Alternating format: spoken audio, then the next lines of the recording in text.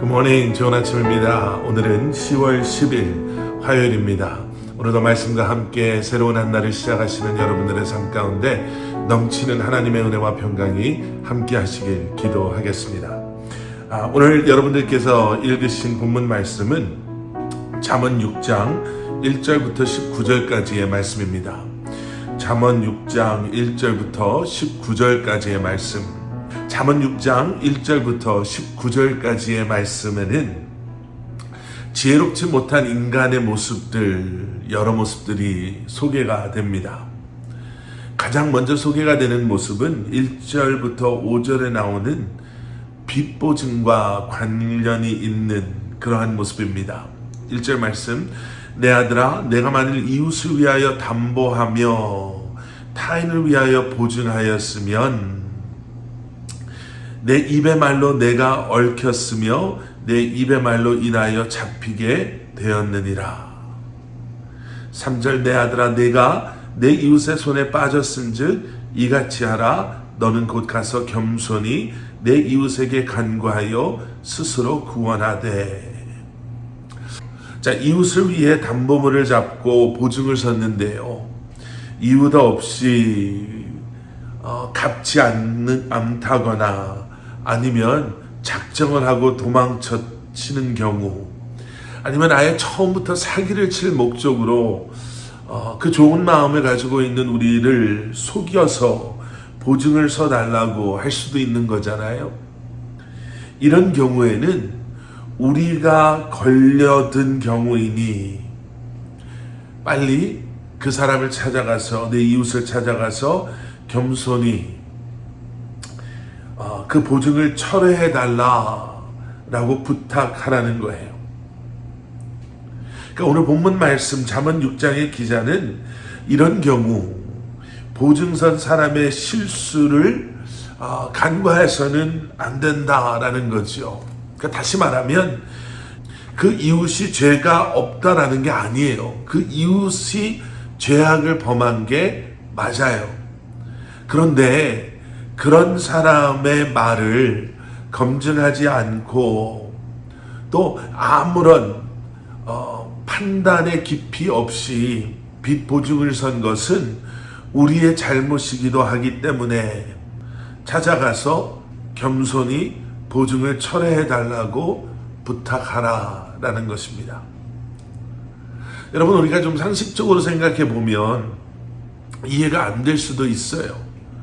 아니, 작정을 하고 사기를 쳤는데 그 사기를 친 사람이 잘못을 한 건데 왜 우리가 걸려들었다고 하나? 여러분, 사실 오늘 이 말씀을, 우리가 오늘 전체 본문 말씀을 우리가 이렇게 이해하면 좋을 것 같습니다.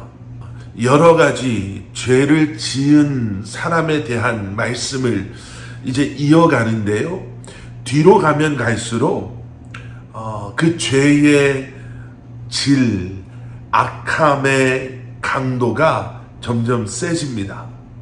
그래서 이 첫 번째 소개되는 이 모습은 빚 보증을 쓴 사람처럼 어떻게 보면 나의 악함이 아니라 나의 지혜롭지 못한 생각, 나의 그러한 실수로 인해서 타인으로부터 피해를 보게 되는, 어떻게 보면 그 상대방 때문에 이런 어려움에 처하게 되는 경우를 이야기하는 거죠.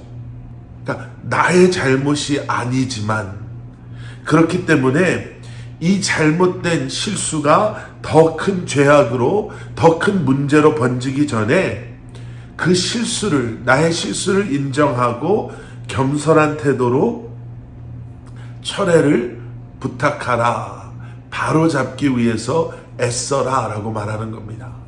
그런 경우가 있죠. 우리의 잘못이 아닌데 사실은 우리의 실수, 잘못된 판단, 그저 막연한 우리의 생각 때문에 우리가 잘못된 문제에 엮이는 경우가 있습니다.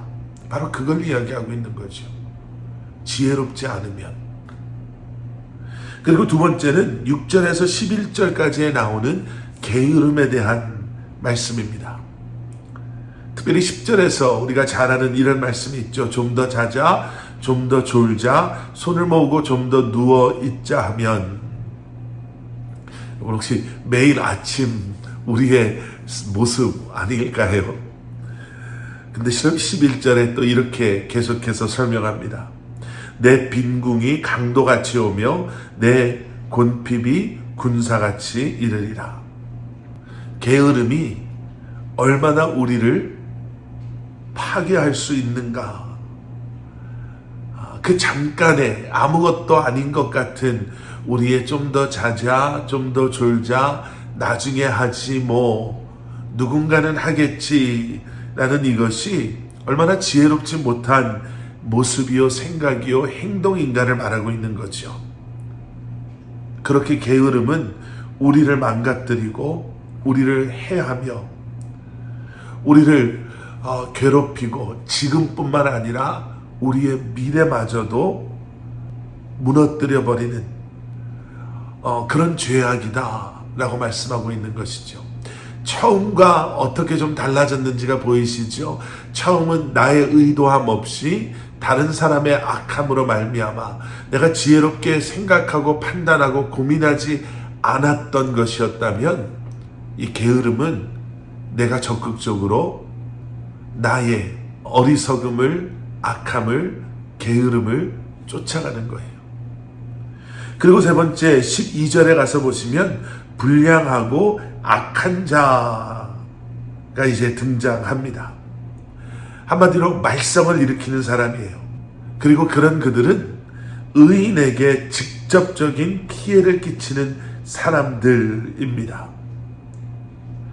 의도를 가지고 다른 사람을 해하기 위해서 말썽을 일으키는 자, 악을 행하는 자. 우리가 먼저 봤던 첫 번째 나오는 그 사기치는 사람, 의도적으로 다른 사람을 이용하려고 하는 사람, 바로 그것이라는 거죠. 지혜롭지 않은 사람의 모습은 그렇습니다. 그리고 마지막 16절에는 하나님께서 싫어하시는 7가지를 쭉 나열하고 있습니다. 교만한 눈, 거짓된 혀, 무죄한 자의 피를 흘리는 손, 악한 계교를 꾀하는 마음, 빨리 악으로 달려가는 발, 거짓을 말하는 망령된 증인, 형제 사이를 이간하는 자. 여러분, 세 번째의 불량하고 악한 사람들은 타인에게 피해를 주는 사람이었죠. 지금 여기 네 번째에 나오는 하나님께서 미워하는 이러한 모습의 사람들은 거기에서 하나 더 나아간 죄악을 즐기고 또 죄를 퍼뜨려서 결국에는 형제 사이마저도 이간시키는, 분쟁을 일으키는 이러한 사람입니다. 여러분, 지혜롭지 않으면 결국에는 이렇게 된다는 거예요. 여기서 우리가 기억해야 될 것이 두 가지가 있습니다. 하나는 무엇이냐면 심각한 죄, 점점 심각해지는 죄, 우리가 뿌리 뽑지 아니하고 우리의 이러한 죄를 주님 앞에 회개함으로 해결하지 못한다면 남아있는 이 죄가 얼마나 시간이 가면 갈수록 점점점 더 심각해지고 악해지는지 몰라요. 그리고 또 한 가지는 근묵자득이라고 하나요? 사자성어에 먹을 가까이 하면 자기도 모르는 사이에 거머쥘 수밖에 없다. 여러분, 죄에 무감각해져서 죄가 죄인지도 모르고 죄의 근처를 머물다 보면 우리도 모르는 사이에 물들어 버리는 것이 죄의 영향력입니다. 그래서 다시 한번 지혜로운 하나님의 사람으로 이제는 지혜의 편에 서기를 소원하고 지혜이신 예수 그리스도와 동행하는 삶을 살기를 소원하는 우리는 이 죄의 심각성, 영향력을 기억하고 다시 한번 주님을 의지함으로 말미암아 죄에 끌려다니는 인생이 아닌 지혜로운 길을 가는 그러한 삶을 살아야 할 것입니다. 함께 기도하시겠습니다. 사랑의 아버지 하나님, 다시 한번 주님의 거룩하심을 사모하며 주님께서 우리에게 허락하신 구별된 거룩한 하나님의 백성으로서의 삶을 살아가기를 소원하는 마음으로 오늘도 지혜로운 택함받은 하나님의 백성들로 지혜의 길을 가게 하시고 죄의 심각성과 죄의 영향력을 다시 한번 기억하며 이미 죄를 이기신 예수 그리스도를 의지함으로 허락하시는 은혜와 능력과 지혜로 유혹과 또 우리를 넘어뜨리려고 하는 죄로부터 자유함을 누리며 승리하는 삶을 살아가는 저희를 되게 하여 주시옵소서. 예수 그리스도 이름 받들어 간절히 기도드렸사옵나이다.